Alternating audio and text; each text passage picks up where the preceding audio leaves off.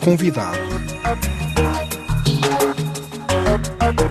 O politólogo guineense Cherno Diallo é o convidado de João Matos. O nosso convidado é o politólogo guineense Cherno Diallo, professor na Universidade Portuguesa Lusófona. Para começar, apresenta amanhã o seu livro O Mestiço e o Poder, Identidades, Dominações e Resistências na Guiné. A tese central deste livro é o mestiço e o poder. Porquê? É uma abordagem da nossa sociedade num outro prisma, o papel da comunidade mestiça na Guiné-Bissau, na gestão tecnocrática do aparelho de Estado ao longo do tempo. Mas antes de estudar propriamente a dimensão mestiça do poder na Guiné-Bissau, a obra tem como primeira parte o estudo da matriz da comunidade tradicional, da sociedade tradicional na sua matriz de origem, o estudo de todos os grupos étnicos, quer do espaço animista, quer islamizado da sociedade tradicional, na sua forma de organização social, política, religiosa, a sua cosmogonia, visão do mundo, a sua relação com o poder, e depois disso é que a segunda parte da obra trata já da questão do poder tradicional, os regulados. Primeiramente tive que estudar o substrato de base, a estrutura tradicional, como existe, como está organizado, como funciona na sua tradicionalidade. Depois o contato com a cultura euro-portuguesa, com Portugal em particular, deu resultado de um espaço social mestiço ou crioula e que, por definição, teve um papel preponderante. Por que deu este título destacando o mestiço e o poder? Eu dei o título do mestiço e o poder porque desde o século XV, quando ainda se chamava Rios de Guiné de Cabo Verde, a Guiné foi colonizada por intermédio de uma outra colônia, que é Cabo Verde. Portanto, é todo o papel dos mestiços, quer cabo-verdianos, quer luso-guineenses, na gestão da colônia. Portanto, é uma crítica que faz já o que chama colonizadores cabo-verdianos? Não é uma crítica, isso não é um livro de opinião, é uma investigação, é mais traçar e mostrar o papel na história da Guiné desta comunidade que não foi estudada, só se fala do mestiço no sentido pejorativo e preconceituoso.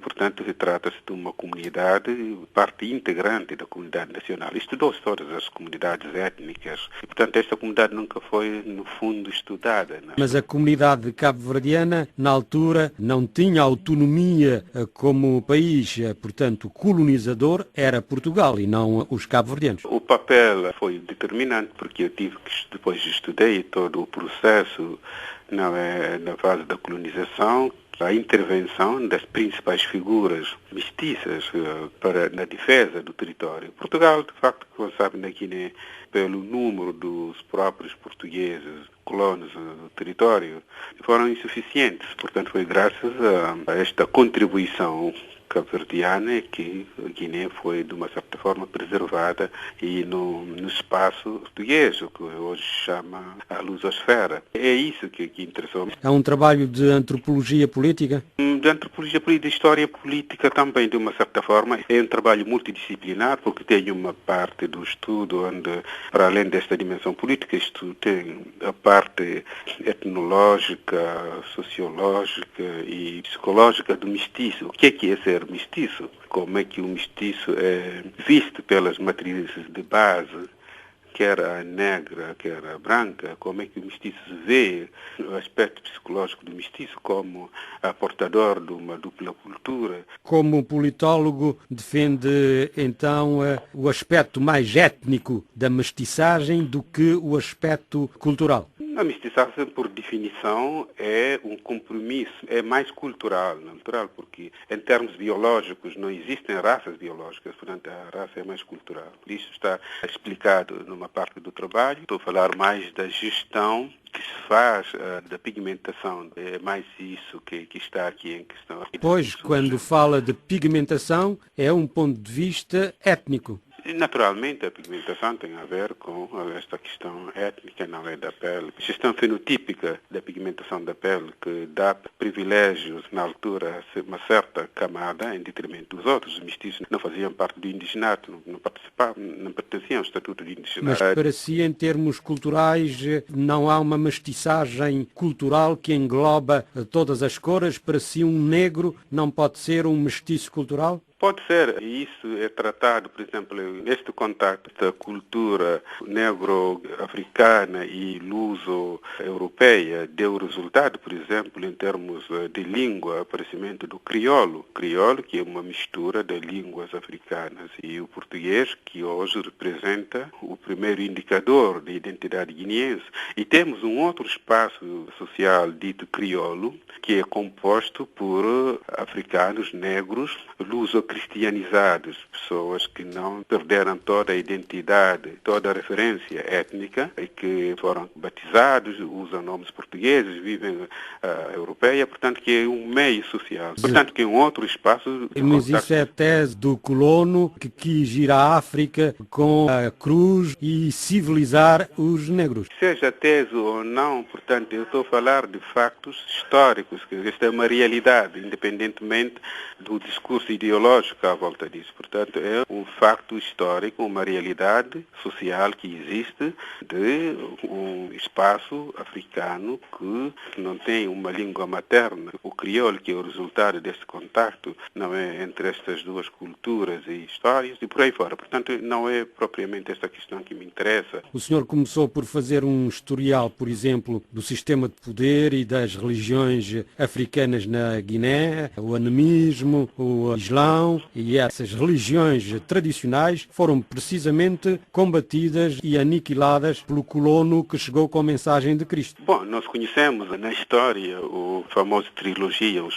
três Cs, não é? O C da cruz, do canhão e do comércio, no qual a igreja está ligada, mas o facto é que o processo colonial, de facto, tem como resultado a negação da identidade e da valorização da história e da cultura dos dominados. Portanto, este é um facto colonial. E quando estudei a parte do poder tradicional dos regulados, a forma como se processou a sobreposição do poder colonial ao poder tradicional e a funcionarização dos régulos, mostra aí uma certa dinâmica de interrupção. O colonialismo veio interromper o processo político africano. Portanto, estes são factos históricos por todos conhecidos. Não? Mas é também aquilo que poderá ser interpretado como uma dominação do colono sobre o negro, e dominações consta do título da sua obra. Sim, as dominações são todas essas tentativas que aconteceu, a dominação do território, do país, do seu povo durante séculos, e as resistências a esta dominação, que é uma característica